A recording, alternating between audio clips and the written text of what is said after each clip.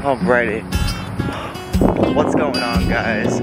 Welcome to the video. This is 5 key workouts that is going to make you skate faster as well as have more stamina on the ice. So if you're someone that plays ice hockey, if you're someone that does figure skating, if you're training for the Olympics, if you have anything to do with your feet and body being on the ice, this video is 100% for you. So I hope you enjoy it. I have 5 key workouts that we're going to be doing today. Main one is a speed run. We're going to basically hit our VO2 max. Going to show you why that is important, why that allows you to have more stamina. I'm someone that consistently runs between 5 to 8 miles in a duration between 40 to 50 minutes. My 8 miles sometimes go a little bit past an hour, but because I consistently do it and I get far in such a short amount of time, I want to show you guys why, how, and how you can do it for yourself, so that way you can improve your overall game performance. And who knows, if you're someone that is having difficulty with this, hopefully this will help you. So the first thing you should always do is stretch. It doesn't matter if you are running, it doesn't matter if you are just doing an entire upper body workout. Stretching will avoid all future injuries, whether it be during the training session, a day after the training session, or a few days after the training session, really whatever the case may be with it. But always stretch. And I personally like to stretch about for like 10 minutes. You don't really need to do like an excessive amount of stretching, because if you overstretch, that is going to lead to injury as well. So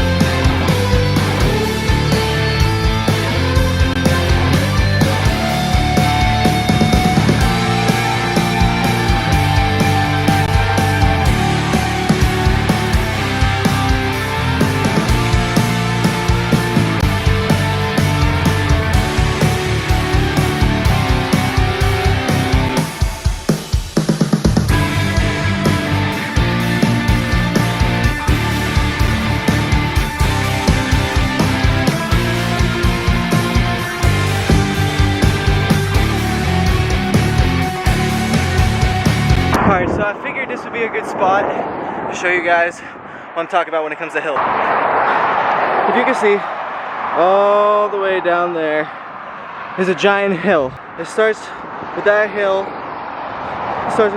and then it comes down all for this hill. If you're not used to like road running, the equivalent of this incline on like a treadmill would probably be about between a 3.4 and a 4.5. Now I understand that that is a little bit of a difference, but when we get down here, you're gonna see exactly what I mean when it comes to the whole incline. So the reason that we're working with hills is because it works mostly your calves. Going on the incline, every time your leg comes down, it is pushing back on your calves, just the hill pushing up against you. So the more force that you're putting against the muscle, the more muscle it's going to build. I understand that was a really long explanation, but it is needed.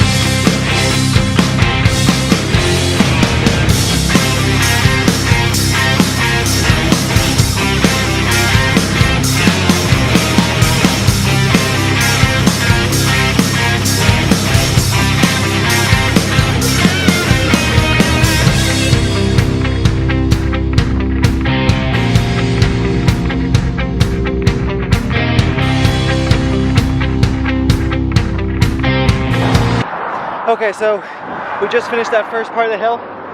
So if you can see, all of that we just did. Now we're working on this little incline.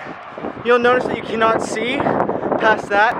This entire path is all, it's like a roller coaster, so that's why it's great for building legs and great for just building your aerobic base overall, because it's not intense, it's not super light, it's a combination of everything, and that's why I run this path.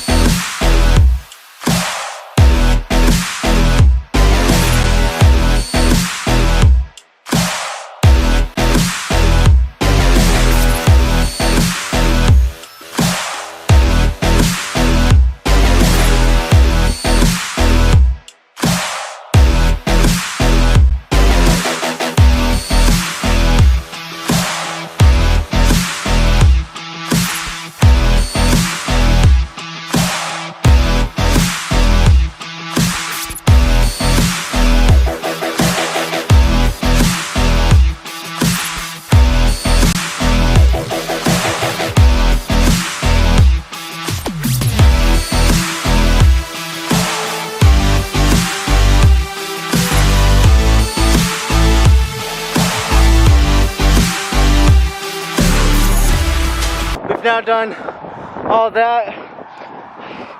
We're about 2.5 miles into the run. It's all downhill. Something I like to do is I like to run a little bit faster on the downhill, just because instead of just taking it light down the hill, taking it easy, I want to maximize that time, because believe it or not, that downhill time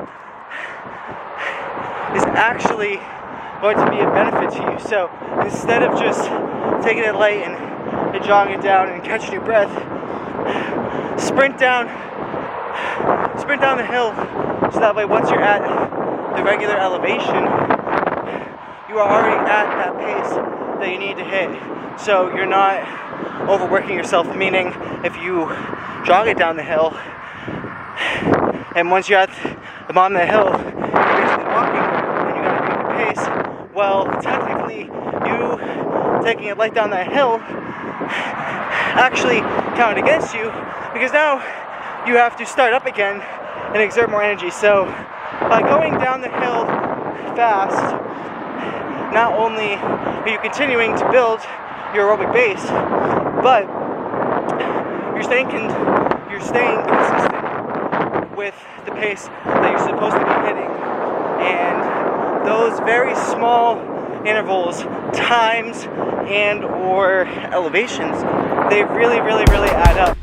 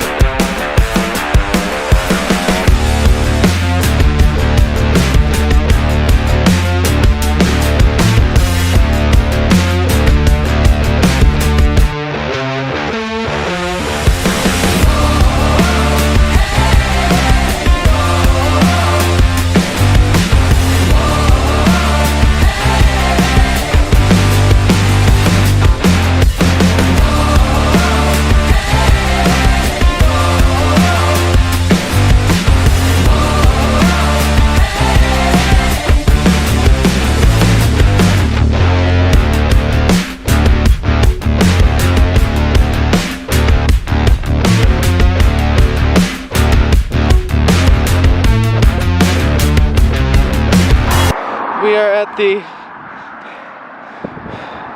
well, you can 3.9, because this is the like the end portion of the route before I turn around and go back to the car.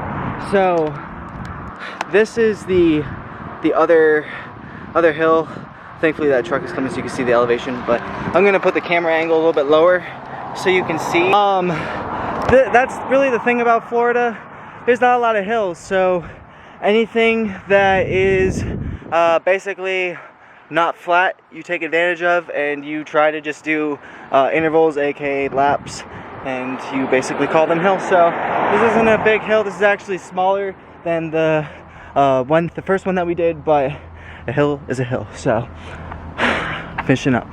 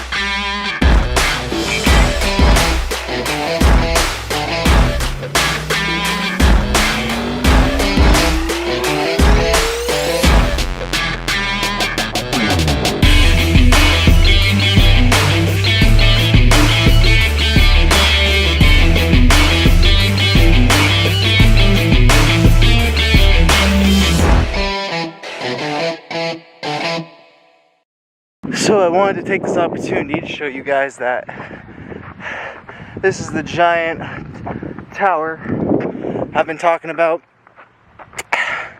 It goes all the way up there. It's a pretty big tower, but every time I'm over here it's always pitch black out, so you can never see. So just to give perspective, it's literally right there, right across the street. So hell yeah. The first exercise that we are going to focus on here is doing Bulgarian squats. There's two different types of ways, in my opinion, that you can do Bulgarian squats. One would be the way that I'm about to show you, and then the second one would be with using a standard bench press. The reason why I think that doing Bulgarian squats is really good for building substantial amount of speed on the ice is because it actually targets each one of your legs individually. It's not like doing a squat where you're doing both legs at the same exact time. This is going to allow a lot of blood flow to go to each side of the leg. So let's say, for instance, your right leg and your right foot and your right side, that is a lot stronger than, say, your left side. So you would want to do a lot more with your right leg, so that way when you're getting onto the ice, coming over the board, coming over off the bench, you'll be able to have that stride right here kick off and be able to release. And same exact thing with the opposite side. It really comes down to understanding which is your stronger side, or maybe both sides of your body are equivalently strong. So something else that I think is extremely important, other than focusing on which leg you're working on and how far you're going down, it's very important when you are going down to keep your body posture very upright and straight. You don't want to be slouched. And the reason for this is because it is all with the equilibrium. It actually will help your overall balance. So instead of just having the dumbbells 1, 2, 3, 4. What you're doing is you're straight, you're standing straight, your body is straight, exactly like this, your shoulders are aligned, and what you're gonna do is you're gonna go all the way up.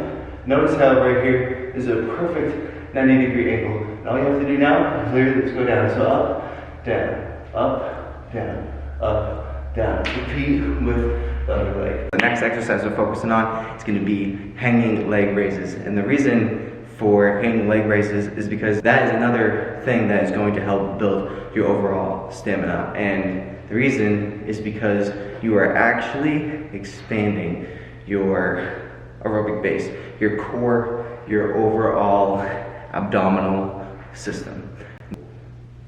Come up and down. You'll notice as you're watching this with my stomach, when you come all the way down, that is exactly, you are widening up your core.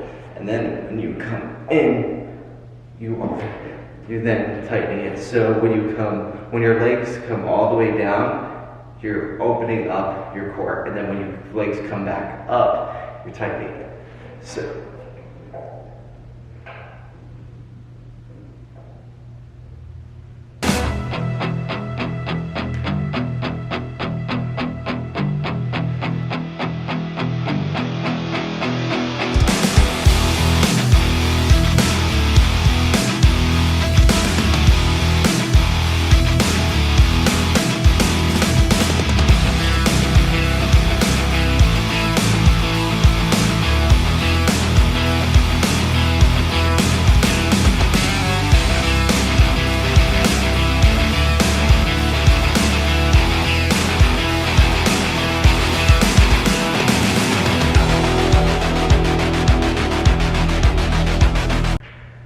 Now it's funny to me because I actually never used to even do this type of exercise, and I never even used to have this body. And you'll notice that I'm looking in the mirror a lot because, well, I'm very proud of the body that I have. This body has come over an 8-year course.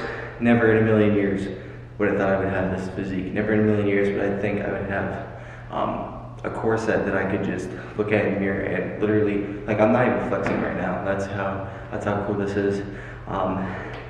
Something that I'm very humble about, something I'm very, very, very proud about. And I will say though, it comes with a lot of sacrifice. Like I said, 8 years of working out, that means a lot of Friday nights not hanging out with friends, a lot of Saturday nights not hanging out with friends, a lot of just not hanging out with friends, choosing to train, choose to dedicate time, energy, and effort to my body, to my overall goals, whether they just be personal goals or fitness goals and whatnot. But that's just why I'm looking in the mirror, because this body is fucking dope and I love it.